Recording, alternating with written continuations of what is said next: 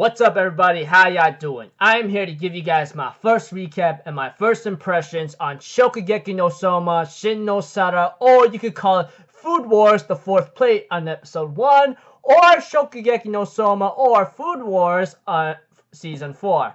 Anyways, this first episode, really nicely done. I mean, much more to come, and I really wish I could get into a lot of detail, but I'll get into some little small details as best I can, but can't promise you anything much. But certain recap of organization might be a little bit scrambled up. So let's start with this one first, okay? We have to it, of course, that there was one part where Yukihiro Souma is recruiting people to be part of the rebel group, you know? And apparently we get to see to it that, of course, Kuga, Ishiki Senpai would be part of the group, especially Mimasaka Subaru. You know, that guy who could trace your abilities and make you have a very troubling time. Yeah, that guy. But there was one more person that could be part of the group, which is the ramen master chef Megashima Senpai. But apparently he says, I refuse. When someone tried calling him the first time, I was laughing out loud. I'm like, oh my gosh, man. I can't get enough of Souma being such a funny drought, man. Anyways, Souma and Megumi decides to go to Megashima in person to try to convince him otherwise. We get to know about him, how he became part of the Totsuki Academy in the first place. He joined up in this academy because it's the best culinary school. Not to mention, when people were going against him in Shokugeki, he was so annoyed to that fact that he doesn't realize that he got up to the 3rd seat of the Elite 10, which I go like, oh my gosh. So he wins so many victories and he decides to go all out against him because they were so annoying, you know? But what Megashima dislikes about competition, I guess, is that he does not want to use his tool, his ramen abilities, as a tool to have a argument match, you know?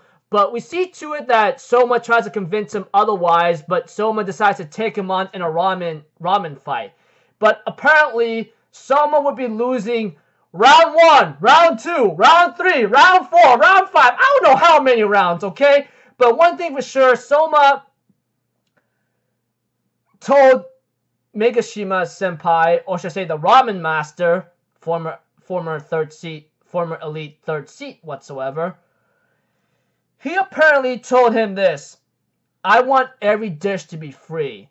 What Azami is doing is the opposite of that. I want to face people who has all these different techniques, have all this kinds of freedom. I don't want something like that to be taken away from other people and have it like a enslavement whatsoever, you know? You're a slave to this and you can't do this because I'm limiting your freedom whatsoever, you know? Pretty much overall, without a lot of complicated details I'm giving you, Souma wants to have every dish that people be cooking free and not be enslaved. And Souma wants to go another round of match, which apparently he falls down dead. Well, not dead, but fainted out because he used up all of his energy, you know? But we also get to know that Megashima decides to forfeit the match by default because knowing Souma's passion and seeing how he wants every dish to be free, something similar just like Megashima, or should I say the ramen master chef, he decides to go along with becoming a rebel to Souma's team. And that's pretty cool. Really awesome, by the way. Anyways, going on top of that, we see to it, of course, that our buddy, that the third bout, the second round bout is gonna be Tsukasa Eishi against Kuga Terunori, Kobashi Rindo against Megashima Tosuke, and Saito Some against Mimasaka Subaru.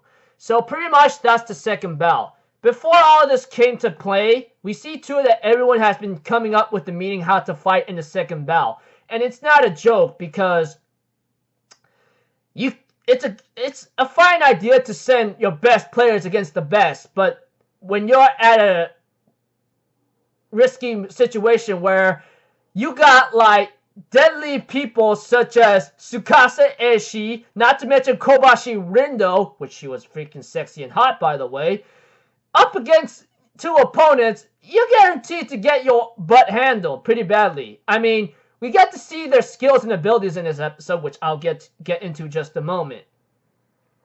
But aside from that, that's the second bout. The first seed and the second seed and the fourth seed of the Elite 10 goes up against Kuga, Megashima, and Miyamasaki Subaru. And we get to see what the ingredients they'll be having, you know. Rindo and Megashima will be doing cayenne pepper whatsoever. Cayenne pepper, that's the main ingredient. And Subaru against Saito will be tuna. As for Kuga, he will be facing against Tsukasa in green tea leaves. Green tea, or tea leaves in general, if anything. So, that's pretty cool. Not to mention, we also get to see Rindo Senpai. Oh my gosh, she is one heck of a crazy chef, because we get to know that she's been doing all kinds of curiosities and all kinds of rare ingredients that people won't be using, and all kinds of tasty, or should I say nasty kinds of stuff to a point that no one would even want to try out, you know? That's what got her to the second seat of the Elite 10. Not to mention, she was using a live alligator to be part of her main dish. That was even more tense and crazy. Even I cannot even remember that. Even I was a manga reader, okay? That's pretty intense. Not to mention, seeing how her situation comes about, she was pretty dangerous. Not to mention the way how she cooked and how she handled her stuff, you know. It was just mind-blowing in my opinion. Also, we get to see some ingredients of what Megashima has been using. Like, he's been putting garlic, onions, paprika, and ripe tomatoes in the soup, combination with the vegetables, drummates, and stewing it even longer. Along with chaosu pork, I believe, garlic, soy sauce, sugar, sake, and the key ingredient to his dish, along with peanuts. As for Rindo, she be marinating her alligator meat that she cut open effortlessly and mixing it in starch and frying it up, and then etc. Not to mention much more to come later.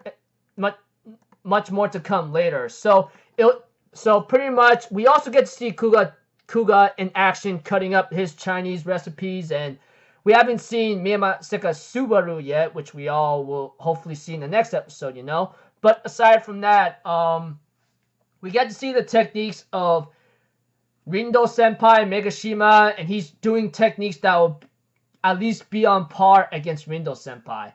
And we have yet to see Tsukasa Eishi come into action, you know. Along with, like, of course, our Trace Boy, Subaru, Miyamasaki Subaru, if anything. Anyways, this episode right here was pretty cool.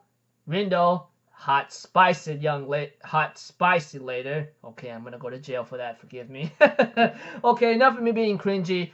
It's just showing without a lot of detail given to you guys, it's the second bout starts off with the former third seed Elite 10, and then Kuga Tenori, and along with Miyamasaki Subaru, goes up against the first and second of the Elite 10, along with the fourth seed of the Elite 10, which, of course, we all know who they are. I mean, like, it's Tsukasa, Rindo, and Saito Some. And their ingredients are chosen, like cayenne pepper for Rindo, and let's see here, tuna for Subaru Miyamasaka, and let's see here, the third, green tea leaves, if anything. Anyways, pretty nice introduction, you know, and let's see here, opening and ending, slick, same person been doing the ending songs, I think, if I remember correctly, for season 1 and then season 2. Oh my gosh, I'm glad to hear her again, man. I mean, oh.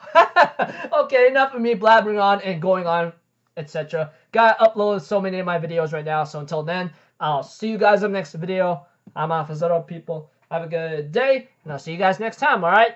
Peace out. Bye-bye. Toot-toot-toot!